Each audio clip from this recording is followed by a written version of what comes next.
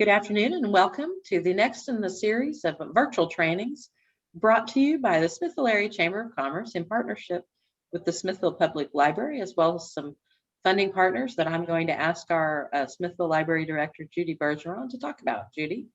Thank you very much, April. I am pleased to be part of this project, which brings these wonderful virtual classes. And we wouldn't be able to do it without funding from the Institute for Museum and Library Services and the Texas State Library and Archives Commission. So we thank them, and I'm happy to have Sarah here to share her expertise with us today. Thank you, Judy. My turn, April? Just one more minute. I just have a couple quick little administrative things to say. For those of you that are online watching our class live today, at any time you can pop in with a question using the chat button at the bottom of your screen, and our instructor will see your question, and it'll be entirely up to her whether she wants to stop her presentation and answer it right then or wait till the end when we will have a question and answer session. For those of you that are watching virtually, I hope you found us either on our Facebook page or on our website page. But these classes and all the other classes that we're offering are available on the Smithville Chamber of Commerce Facebook page, as well as our website, smithvilletx.org. Just click at the top under events and go to our virtual classes. You'll see all of the classes we've already recorded, as well as those that are scheduled for the future. Today, we're very excited to welcome Sarah O'Brien, who has a great presentation for us. And Sarah, I will now turn it over to you. Thank you so much, April and Judy. And we were chatting before this recording started. You guys have done 45 of these are scheduled. And so that is a ton of amazing content online for all of your chamber members and small business owners. And I am excited to be a part of it. April did say it was optional for our attendees to participate in the chat feature. I'm going to plead that you do. I'm going to be asking you some questions, but I'm excited to be here today to talk about the customer experience, COVID-19 and beyond. Customer experience is complicated, and it gets more so every day. But it's something that's very important in any business, no matter what type of organization you work for, or if you're running your own small business that has a storefront, or if you're simply in an online capacity, or even everybody's customer experience as a customer is so very important. And so I think it's a very important topic that I'm excited to talk to you about. Just a little bit of housekeeping, and I know we've only got 2 folks on, but just to let you know, I encourage you to turn on your mic and on your camera if you want to answer in real time instead of in the chat feature. Just make sure you're respectful of others that are listening, and please participate in the chat feature when I do ask questions. So we're going to start off real quick, and I want to hear just a little bit about who's in this class. And for those of you that are watching later virtually, write down for me what business you're in and why you decided to watch this class today. Judy and Joan, I don't know if you guys want to tell us. I'll chime in. I might not get to stay the whole time, but I'm here partly because we're co-sponsoring this series of virtual classes, but also the customer experience, or what we call the patron experience at the library, is critical to our library operations. We are here to serve the public. We are a public library, so it's always very important for us to keep the customers in mind. Fantastic. And we do this class specifically for city government sometime as well. And Joan put in the chat, she's in the hospitality business. I think they own a bed and breakfast. So excited to have you here today. Okay. Let's keep going. April, you want to tell us? I'll also pop in and say I'm excited to hear about this today. Obviously, we represent 99% of all businesses in our area. And so hearing about COVID responses from the business perspective is of great interest to us. Thank you. So when we talk about customer experience, I like to start at the beginning of the conversation and go back and talk about what is good customer service. I've been a Texas Friendly hospitality instructor for over 15 years, which makes me feel a little bit old, but In all that time, the way service is delivered has changed drastically.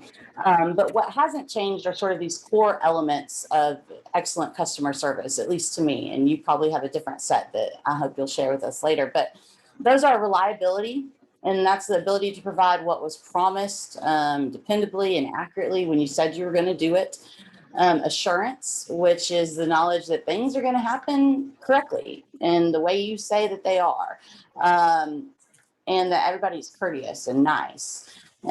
Tangible, that's the physical part of the customer experience. Also the digital part now. Physicality's kind of transformed in regards to customer service, because you have the physical you can see and touch when you go visit a business, but also it's the physical that you can see online.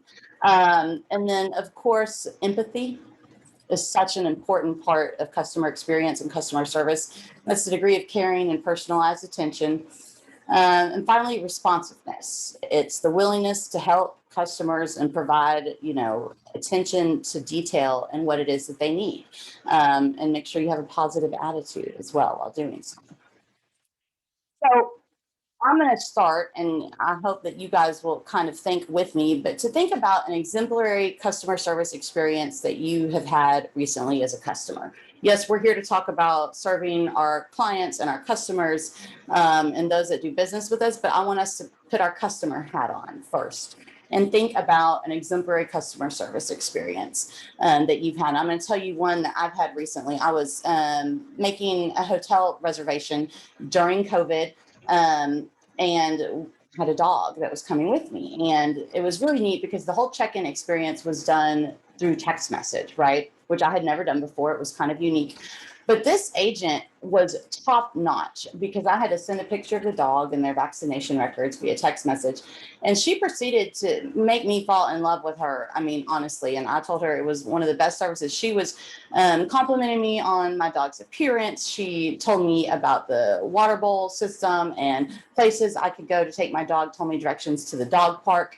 And it was just above and beyond, but it was that personal connection that really set it above the rest. Of course, a text message check-in is going to be easy and convenient for the customer, but she took that personalized detail that she had and really honed in on it to speak. Obviously, if I'm traveling with my dog, he's important to me.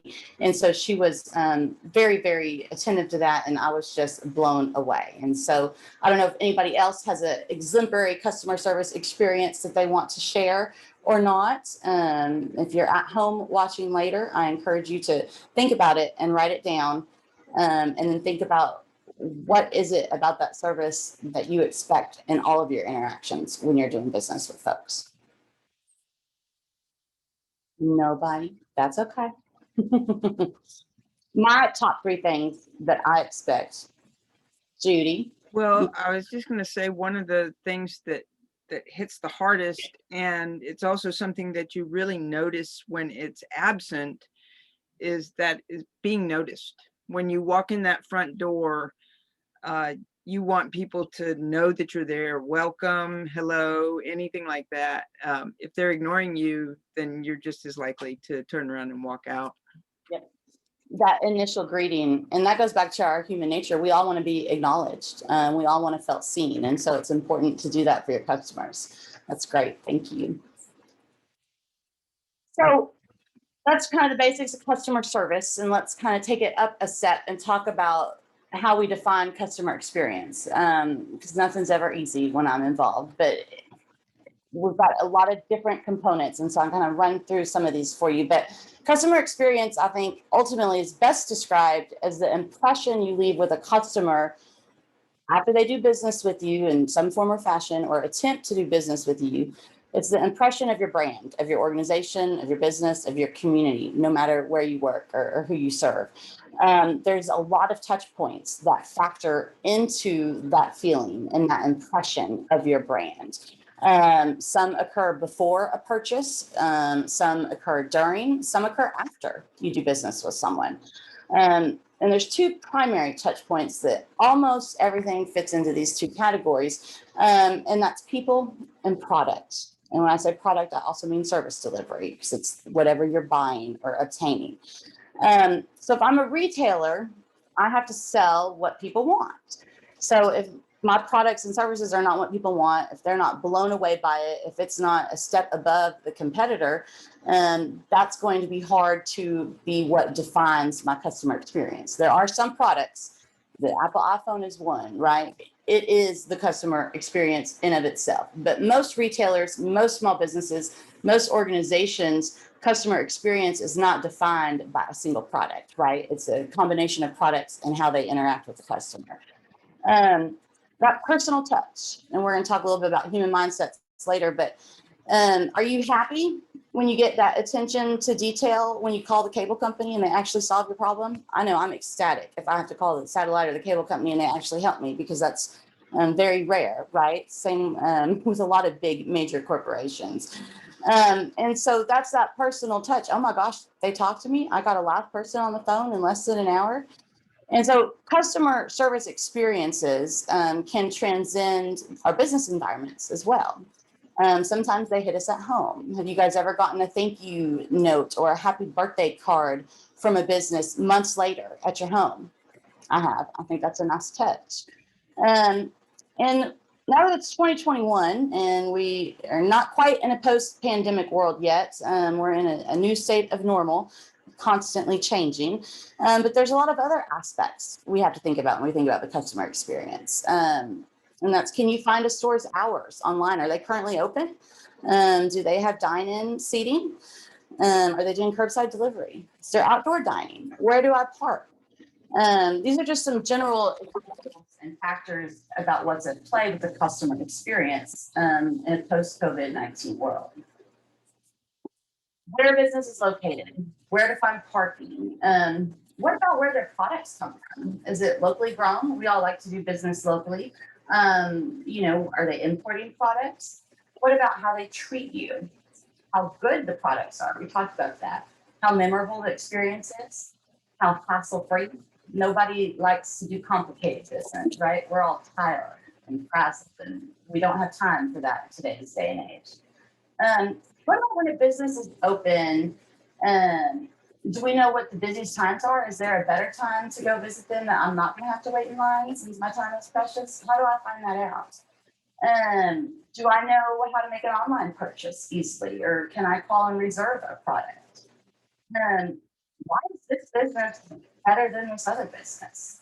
That's all part of the customer experience. And so other factors like why you were founded.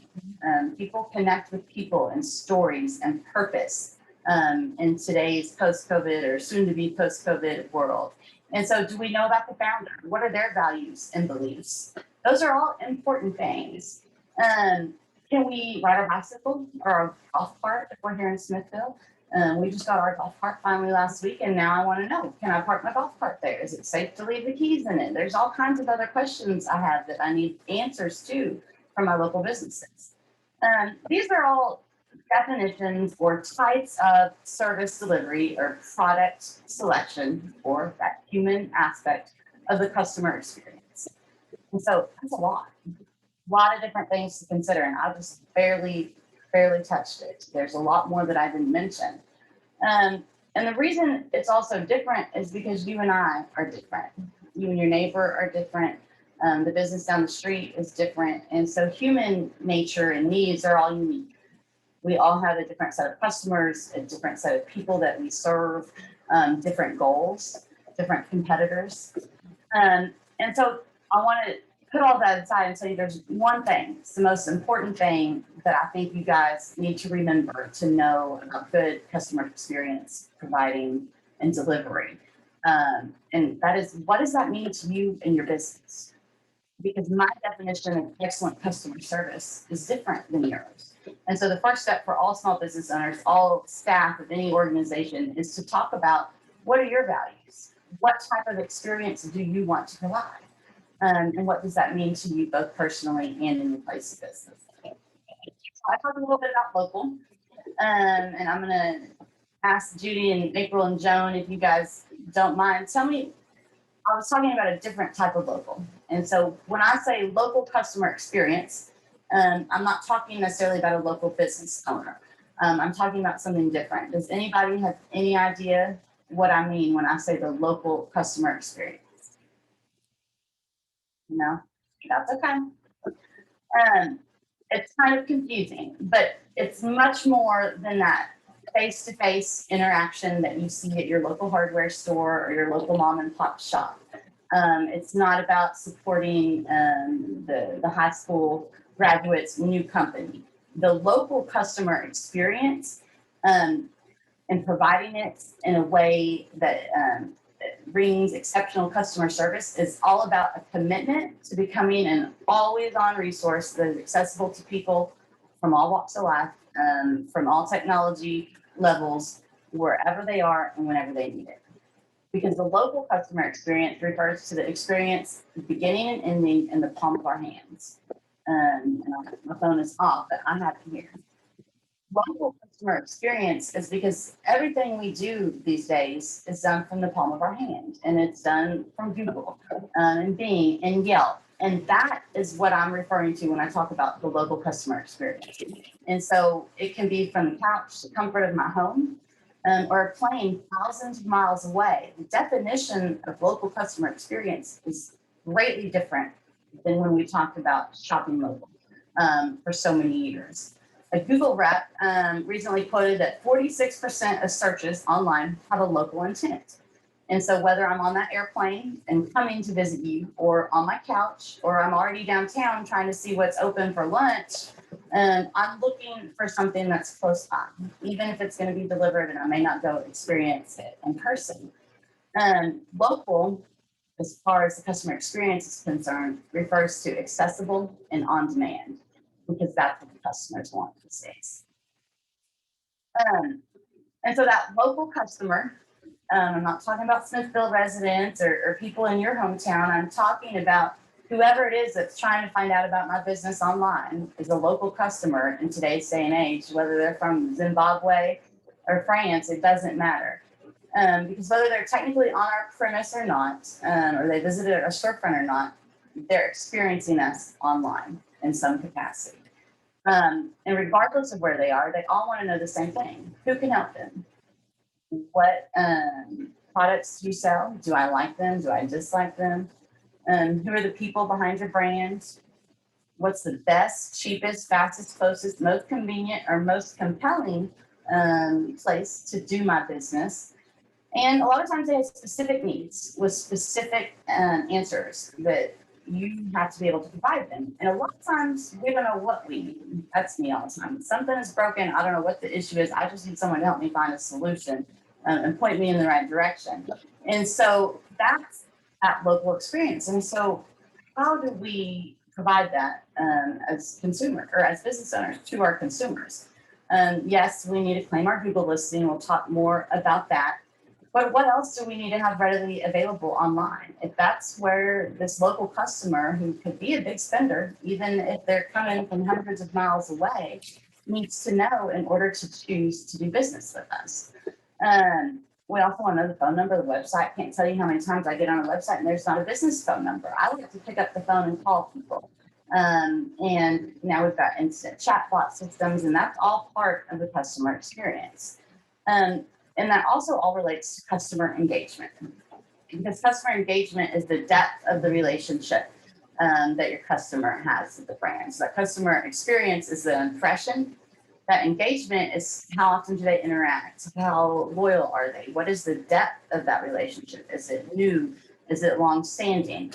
And customer engagement is built or rebuilt or destroyed completely with every brand or store interaction, every small business interaction, whether that's making a purchase, looking you up online and not finding the information that you need, reading a tweet, a review, hearing from their neighbor about their experience. When you join a loyalty program and you get emails and rewards, passing by a billboard, it's that brand recognition, it's that depth of customer engagement. It's also failing to find the answers on stumbling onto a negative review, hearing the bad that goes on. All of those are part of customer engagement. And they all, hopefully, these interactions, the good ones, connect the brand with the customer's needs and preferences. And like I said, sadly, it disconnects them. It discourages them.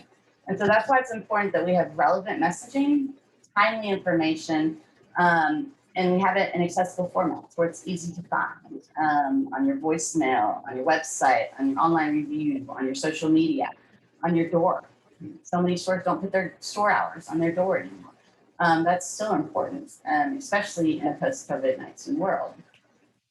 So if you're at home, you can do this exercise with us watching, but I want everybody to pull out their smartphone. It's 12:22 here right now today, so your question may be different if you're at home, but I want to know what's open for lunch near me. And I have not done this yet for Smithville, but let's all try that and see what we come up with. Because I do that all the time when I'm traveling, right? Let's see what's going to show up. All right, I've got the Cat Lounge. They are open today. So is Blazer. They've got their hours. Smithville is doing good. I love it. Honey's Pizza, it says they're open. Old World says they're open. Dairy Queen, that's good. Pockets. These are all folks that have claimed their Google listings and updated their business hours. Let's go and check out, and I'm not trying to pick on anyone, but let's go to the Blazer because they popped up first. Dine in, take out, no delivery. That's good. I know that. You know what I don't see here is that I can dine outside. Blazers have some great little patio tables, right? And so that would be a good thing to add to our Google listing. And so it's very important for the local customer experience to have access to the information that people need, whether they be true locals or just local customers having that experience with your brand or business. And I'm always hungry, so that's all of us think about where we're going to go. You need to do this for your business. Google your business, see what pops up. Are your hours correct? Have they been updated since you opened? Is there an active link to your website? Google allows you to upload photos. I do want to warn you guys about a scam. You do not have to pay to have a Google listing. There are a lot of companies that try to take advantage of small business owners. And so before you spend money with anyone on your Google listing, call me. I will help walk you guys through that, even if you're watching online, because I don't want anybody to get taken advantage of. So what I'm talking about there with Google is all part of engagement. It's part of the customer experience, but more specifically, it's your digital footprint. And that's what the customer experience of today, by and large, is initially, especially before they choose to do business with you. There are still some folks that want to use a phone book. I haven't seen one in a long time, but I know they're still out there. But by and large, people are looking at this information online. Even if they're not using Google, they're seeing reviews that their friends post or pictures of their friends on social media dining at different places or shopping. And that's all building that customer experience and that engagement. And that's why your digital footprint is paramount. You have to acknowledge that you have one, and you have to know how it's being perceived. You have to monitor it and update it because there are a lot of different people out there talking about you. You can set up Google searches to send you an email weekly. Anytime your business name is mentioned, that sometimes is a lot easier than folks trying to monitor the 600 different review sites. But your digital footprint, whether it's passive information that you know of, because people are posting reviews on your social media page, or that non-passive information that's happening that you need to figure out a way to monitor, you need to be aware of what your digital footprint is. And what people can find about you online, your social media channels, your blogs, your website, your e-newsletters can be posted online. That's content that helps drive up your results. There's a lot of different things. And if you have more specific questions about digital footprints and you're watching this at home, we can definitely chat with you about that. Yelp reviews are important. Bing, if you're not on Yelp and Bing, you need to get on there, especially if you're in the hospitality or service industry. TripAdvisor, your website, social media, Google. Those are kind of the big ones. Tell people all the time, you cannot be all things to all people online. I disabled my Facebook page months ago, and it's the best decision I ever made. But I understand that some business models have to be on there. Pick one medium and do it well as far as social media is concerned, whether that's Facebook or Instagram or Twitter or LinkedIn, whatever it is. And if you have to pick one review site, because you can't do everything, Google is the guy until there's some change and maybe somebody else comes back from outer space and takes over Google. that's who it is. And so focus your efforts there if you can only pick two. But pay attention to your digital footprint, do an assessment, go and see what's being said about you once a year. Update new photos. If you do a renovation, put those photos on Google so people know about it. Very, very important. So I'm gonna switch gears just a little bit and talk about exceptional customer service. We said earlier, we're all different, right? What does exceptional mean to me? What does it mean to my customers? Because it's probably a lot different than what exceptional may mean to your customers. And how do we deliver top-notch customer experiences if we don't know who our customers are? And so we've got to take a moment and put some processes in place, and that looks different for every type of business, to define who our customers are, to get that down. Lots of questions about those that do business with us. Those are our customers we know of, right? We think of, but who are they? What demographic do they serve? Where are they coming from? And then we also can talk about our internal and our external customers, FedEx delivery guy, the UPS lady, the copy machine repairman. Those are all external customers. And then our internal customers, it's your coworkers, it's your volunteers, it's your teammates, it's your spouse if you're running a small business with your family involved, it's your kids. It's still important to treat everyone in a way that sets them up for success to receive the best customer experience from you. And so improving service delivery and the customer interactions in today's world, I'm going to tell you, it's never been more important. Customers have a very diverse set of needs and an even greater set of expectations when interacting with businesses, no matter what capacity. We've got virtual and digital and Zoom and mask or no mask and hand sanitizer or no sanitizer, indoor, outdoor, and a lot of that is here to stay. Yes, we will eventually move into a post-COVID-19 world, but like my grandmother saved every piece of foil ever because she lived through the Great Depression, and that was such an experience for her. It impacted her for the rest of her life, and there will still be customers. It may not be yours or my customers, but there are going to be customers out there for many businesses that will always feel more comfortable 6 feet away from someone or with their mask on in a large setting. And so it's complicated. It's very complicated in today's day and age. And I can't give you any tips or tricks that are going to tell you everything you need to do because none of us can do it all. And so that, I just want you to remember, none of us can do it all. All we can do is try. And we're going to talk about that. Before I get into what we can do, this is an Oregon Trail side. I'm a member of the Oregon Trail generation. But if I would be remiss if I don't talk about the generational gap in our customers right now. We have the largest gap in diverse customer base right now at this point in time than we ever have at any point in the world's history.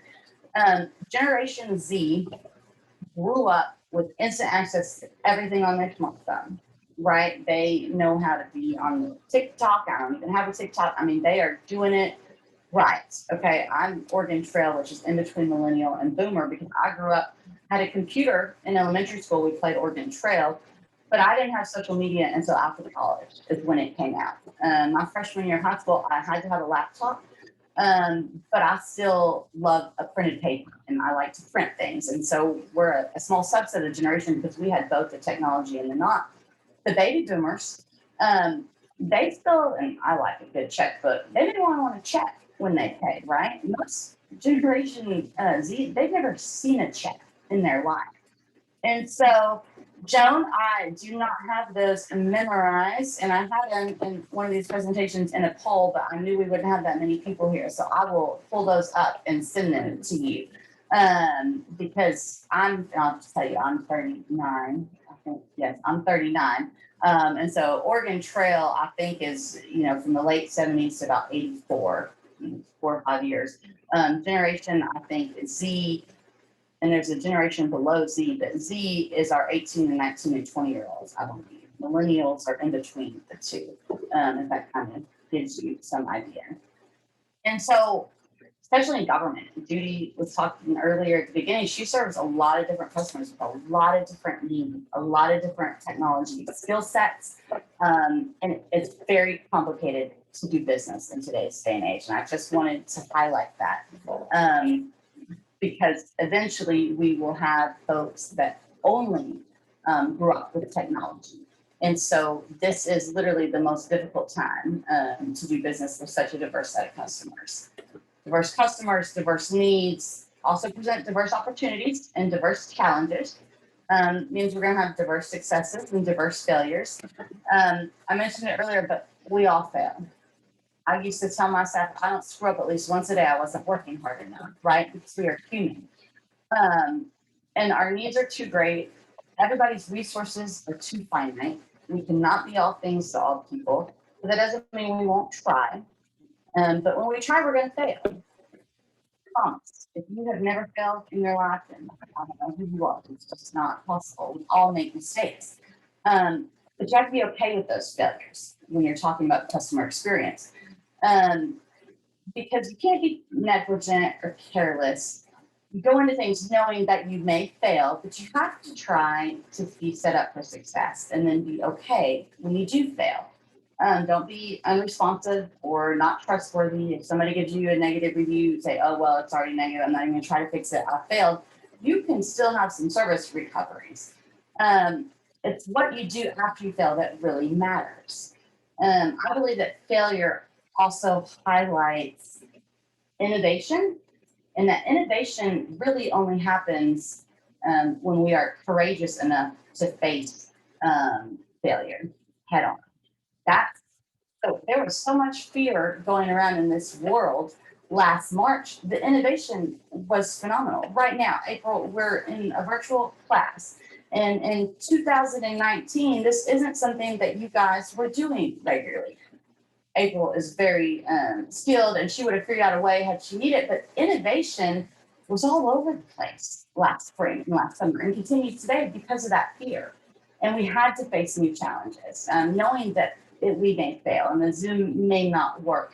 Public meetings are a great example of that. And so innovation is really driven through fear and then having that courage to face it. And so what I can tell you guys today is always remember to give yourself grace. We're going to screw up, especially those around you, your employees, your staff, your volunteers, your family members. We all need to give each other grace. And especially give that grace when people around you have the courage to act, as opposed to that traditional, rampant in government. And I worked in local government 15 years, that inaction. Well, we don't know what, so we're just not going to do anything. I joke all the time, you want to be in the squirrel that gets run over in the middle of the road, or the squirrel that makes decisions across the road. And so we have to be decisive. And decisive is an interesting word. This wasn't even going to be talked about today, that the root of decisive comes in Latin terminology, and it's to kill. You got to kill ideas. You got to be decisive and get rid of some things. And yes, we will make the wrong choices when we decide how to provide our customer experience, or what data to track, or what employees to put on the front line. But don't be afraid to fail.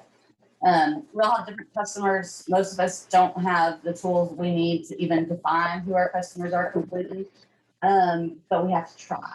And the one thing that we all have in common, my customers, your customers, our customers, is that we're all humans. And so we're going to all make mistakes and we're going to all fail. And I just wanted you guys to remember that. And it's a really exhausting thing, right? It makes me tired. The pandemic, we had the big chill of 2021, the winter apocalypse, the COVID cases are rising again. We all need grace. We all need motivation. Being an adult these days is hard. Not to mention being a business owner or running an organization. We're all exhausted, whether we admit it or not. It's not for the faint of heart. And our minds are sometimes a million miles away on a ton of different things. And so how do we focus on our customer experience right now? And I hope you guys will remember this. You have to focus on the customer by focusing on yourself first. Because if we're ever going to take good care of the customers, we have to make sure that we're okay and that our staff is okay. And so when we're burned out, we can't do that. So you have to take a moment, take a step back, go out to dinner, take a vacation, say no to things. Steve Jobs was infamous, so that's how he got dismissed. He said no to a lot of different things. And he's more proud of things he said no to than the things he said yes to, because we have to learn to say no. And that way we can do this stuff, our experience, whatever that is, our service delivery so well, that people want to come back again and again. I was going to give you guys a little bit of time to rest. This is our break. So if you're watching at home, turn off your computer, get up for 5 minutes. We're 35 minutes in. We all need a break, right? Judy, April, and if y'all want to stand up for 2 minutes and stretch, Joan can if you want. You don't have to. We can just keep pushing on through. But I encourage everybody at home to go ahead and just take a break. We all need more breaks in life.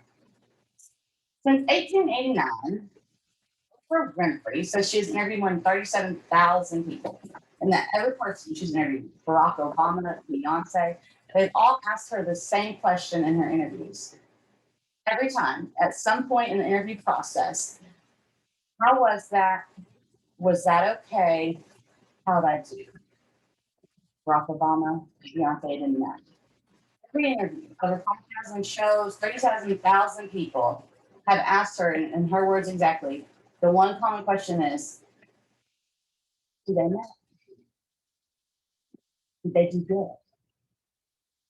They all want approval. Everybody just wants to know that they were heard, that they were seen, and that what they said mattered. And that goes for us, our customers, and everybody that's providing our customer experiences with us on our teams and in our organizations. Everybody remember Gold Stars? I love them. I have a bunch. Joan, Judy, and April, I'm going to drop some off to all of you guys. If you're watching from home, you can't get your hand on Gold Stars, send me an email and I will mail you some. We need to give out more Gold Stars to ourselves, to each other. When you have an exceptional customer experience, or you see one, or you hear one, or you witness one, let the other person know. Whether it's a gold star or a thank you, make those teammates, everybody at your household, your customers, your colleagues, your competitors, everybody that you saw them, you heard them, that what they did mattered. We don't stop and thank people enough the way that we should. And that is so important, especially when you're dealing with customers virtually. And just make sure people know that you heard them, you saw them, and what they did mattered, and that their business mattered, choosing to do business with you, whatever it is. I'm going to go very quickly over Disney, kind of the gold star of customer service, right? Disney believes that dreams are made of safety. I find that very interesting because Disney's been the gold star customer service long before COVID. But make sure you're practicing safe behaviors, whatever safety means to you and your customers. It's going to be very different depending on who you are and what your business model is. Speak up to ensure the safety of others and other customers. I know a lot of business owners that have had to make hard decisions about customers maybe not being their right customer, especially during this pandemic, and that's okay. Not everybody is your customer. And if they don't want to do business with you, that's fine. They can go somewhere else. Also, when I talk about safety, I talk about our mental safety, our emotional well-being. And so take things off the plate that you just know you're not going to get done, or that may stress everybody out. As a leader, you really have to decide whether a project will require too much time and money to complete with everybody's well-being on par with what it should be. So sometimes you have to end the fairy tale before it even begins. But safety is important. That means something different to everybody. Disney also believes in common courtesy. I tell people all the time, learn everything I need to know in kindergarten. I think there's a great book written about that. Be positive and be nice. And to kind of highlight those, the 7 doors do a great job of what that really, I think, means to everyone in some form or fashion, even though we all have different needs and desires. Disney's 7 service guidelines: be happy, make eye contact and smile, be like Sneezy, I love this one, greet and welcome every customer, spread spirit of hospitality. It's not in a COVID world, okay, but after COVID, or spread it with your face mask on. It's contagious. They probably need to update that verbiage, but I still love it. Don't be bashful. Seek out guest contact. Make them feel welcome, and make them know that they're there, or that they visited your website. You can track that. Send them an email. Be like Doc. Provide immediate service with recovery if you need to. Don't be grumpy. Display appropriate body language at all times. Smile. Be like sleepy. Create customer dreams and preserve the magical guest experience. And don't be dopey. Thank everybody. Disney also believes that you have to show up and be ready to go on. Every day is a show, right? And obviously, like I said, we're all tired. We can't be on all the time, but it's important to know who your business customers are and what your brand image is, and stay true to that as much as you can. Make sure your business is show ready. Your website, your Facebook, your front entrance, or your windows clean, because that environment adds to the customer experience, the show, and the memories, and the desire to return again. And we all know what we're going to get when we go to Disney. And I don't know if you've ever been to Disney or not, you've heard about it. It's a magical experience, right? And why do we know that? Because that's their brand promise, and they deliver on it. So perform your role how you say you're going to, no matter what your business is, what your purpose statement is, or your mission statement. Be true to who you are, know who you are, and exemplify that in every interaction that you have with your customers. Make sure you don't overpromise though and underdeliver. But write down your hours, all those little details, phone number, what to expect is so important, especially in a post-COVID-19 world. Set your standards and live up to them. We know we're gonna make mistakes, and we're not perfect. We're all gonna fail. So what happens in those customer experiences when we do fail? First thing we gotta do is listen. What humans do, right? We're listening. We want to acknowledge that we've heard the story. I like to repeat. If someone is making a complaint to me, I always repeat that complaint to make sure that I've heard it correctly, but also because sometimes when they hear it out loud, their tone may change. A lot of times we get upset about something that's completely ridiculous, but we're in a tizzy, we're stressed out, we're overwhelmed, and just hearing it out loud can diffuse the situation. But always listen. Say you're sorry. Sorry is not an admission of guilt. It does not mean that you screwed up necessarily, but it does make the other person feel heard and acknowledged, which we talked about how important that is. Always let them know that you're sorry that it happened. You're sorry for whatever it may be. Doesn't mean you have to take responsibility or own all that guilt, because sometimes bad things just happen. And I say I'm sorry a lot. Everyone's like, it's not your fault. I said, I know, but I'm sorry that is happening to you. Very important in a negative customer service experience. Fix it. Not bad. Make a decision. Fix it. Tell them how you're going to fix it, and then follow through. Put a reminder on your calendar, whatever it is you need to do. If you can't fix it, don't put me on hold and hopefully someone else picks up the phone in their office. Tell me who you're going to connect me to. What is their name? What is their contact information? And connect me to them. And if they're not available, I have that information. I can reach back out, or they can reach back out to me. Follow through with what the fix is, even if it's not with you directly. And thank them for bringing the problem to your attention. Thank them for being a customer. Thank them for choosing to do business with you. Make them feel acknowledged and heard, and that their choice to do business with you matters. Okay. Somebody used to say customers always right, and we all know that's simply not true, right? I mean, anybody that's had a job anywhere dealing with customers know that's simply not true. We have to say no sometimes. I encourage people to say no to things that we shouldn't do or that are going to extend our capacity, as we talked about. There are certain ways we can do that, especially in that one-on-one customer interaction. Explain why you're telling them no. Is it against policy? You guys are already booked, or whatever the reason may be. Explain why the answer is no. If there's an error, explain how that error occurred, and that we had the wrong information on the website. So the answer is no, because that was an old set of hours. Unfortunately, we're not open on Sundays, whatever it may be. Demonstrate the fairness of the policy. If your no is due to a policy reason or hours of operation or whatever it may be, explain why.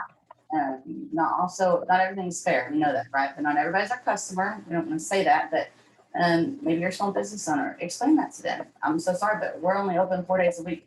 That's all the staff we have. Because Lord knows nobody has enough staff. And just always make sure that you're showing respect when you're telling people no.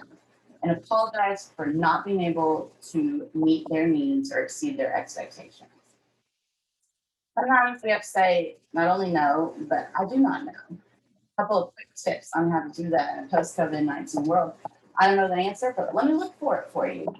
Isn't that amazing? I love it when people go above and beyond that way. Or I was not aware of that fact. It's not all the time. I can look into this. I hate it when people overpromise. Oh yeah, we'll do that, and then you don't hear anything from them. And so I'm gonna look into this for you with a time frame. I do not know, but someone will be back in touch with you next week, or I'm gonna be out of town for a month. It'll be August. I got an email from someone from an inquiry in March, in June of this year. And I just, it blew my mind. I just had forgotten about it. I figured, I was just TV on it, but it was the craziest thing. And so be responsive. You don't know the answer. Just tell them you don't know. And maybe it's not your job to find out. Don't put it in that terms, but if you can't go above and beyond, just tell them you don't know. But thanks for their reaching out or whatever. And maybe don't make them wait months for the answer. Remember to smile. I pass out smiley face stickers. And I will mail you guys some. Put it on your phone, put it by the front door, put it on your computer. People can sense a smile, even if they can't see you. You're answering the phone. If you put a smile on your face, your tone is different.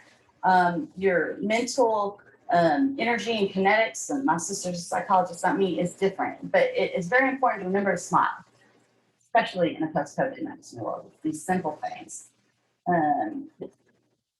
Make sure you don't say what you're not supposed to. There are a lot of different opinions in this world and a lot of divisiveness. And so let's be careful what we talk about that may or may not offend someone, our customers, people, in our stores. Let's just remember sometimes silence is golden. I talk a lot, but I try to remember to be quiet a lot more. You learn a lot more when you're listening. And so sometimes customers just need to vent. Just let them go on. Even if you know what the issue is, don't interrupt them. Just keep quiet. Finally, we talked a little bit about taking action earlier, but I want all of you that are watching this at home, and Joan and Judy and April and myself, I want all of us to take some action today. We talked about that positive reinforcement and letting people know they're doing a good job. And so your homework today, before we close up, is to go and write a positive review on any local business, whether it be their Facebook page, their Google, their Yelp, no matter what it is. All of the online ranking systems use reviews right now, and it'll probably change by the time April gets online this afternoon, who knows. But those reviews carry a lot of weight, and people look at them regularly. And what we can do as a community of small business owners, a community in Smithville, or part of your community, wherever you are, is be kind to others and tell them that they mattered. Tell them that you had a good experience and help elevate them, because that's going to come back to you tenfold and help elevate your customer experience. And so I try to do, and I've gotten bad lately, I'm going to commit here today, to do one business review a month on anybody. When I go and have a good experience, let them know, and do it in that online setting. Because that will really help elevate your customer experience and theirs. And that's all I have right on time, 11 or 12:50. This is my contact information. I do, if you guys need gold stickers or smiley faces, I know you can get them locally yourself, but I'm happy to mail them to you. Anytime you guys have questions about your digital footprint, just reach out. My contact information is on the screen, and always happy to help and lend a hand whenever we can. Thank you, Sarah. That was a great presentation. I really enjoyed that. And for those of you that are watching this later in a recording, you will have noticed that our presenter, Sarah O'Brien, several times said, please contact me, email me, talk to me, send me a message. So I'm going to ask Sarah very quickly to just say here at the end how people can contact her. Sure, absolutely. So you can call me on my cell phone or text me 210-760-9384, or shoot me an email, Sarah, SARAH, at, and this is long and I apologize, at collaborativecollective.com, or you can find me on LinkedIn at Sarah N.E. O'Brien. Thank you, Sarah. And for those of you, if you have any issue or difficulty contacting Sarah, just call us here at the Smithville Chamber of Commerce and we'll be glad to connect you. Sarah, thank you so much for that really great presentation. And I'll remind everyone that this will be available in an archived version on the Smithville Facebook page, the Chamber of Commerce page, our website, smithvilletx.org, and on the library, Smithville Library's Facebook page. That concludes our class. Thanks, everybody. Bye-bye. Thank you, April.